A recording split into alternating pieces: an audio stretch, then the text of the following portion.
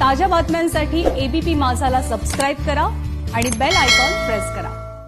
दरम्यान या जमीन व्यवहाराबाबत शिवसेना नेते रवींद्र वायकर यांनी काय स्पष्टीकरण दिलंय पाहूयात। खरेदी झाली होती, कोणी कोणाकडनं खरेदी करू नये का?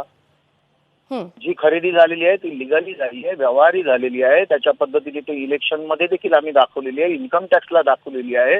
त्यामुळे त्याचा खरेदी कोणी कोणाकडनं करावी का करू नये हे कोण सांगणार आहे? त्यांचा संबंध काय? आणि ज्या वेळेला लोकायुक्तांकडे ज्या वेळेला केस चालली होती मागची, त्यावेळेला याचा मी संपूर्ण स्पष्टीकरण दिलेलं आहे आणि त्यावेळेला सर्व लोकायुक्तांनी पाहणी केलेली आहे। त्यामुळे ती खरेदी केलेली आहे, योग्य तऱ्हेने केलेली आहे, पारदर्शकतेने केलेली आहे, इलेक्शन कमिशनरला सांगितलेली आहे आणि इन्कम टॅक्स मध्ये त्याचं रिटर्न आहे। आता काही लोकांना भीती वाटलेली असेल कदाचित त्यांची, आणि काहीतरी उकरून काढायचे, काही काय पानसट लोक असतात ना, त्या लोकांना काहीतरी शोधायची गरज असते, शोधून दे ना, शोधायला काय हरकत आहे?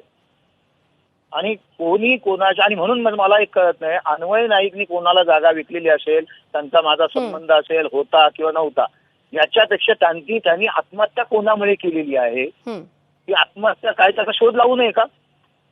त्याचा शोध त्याच वेळेला लावायला पाहिजे आणि म्हणून तो शोध लागला पाहिजे।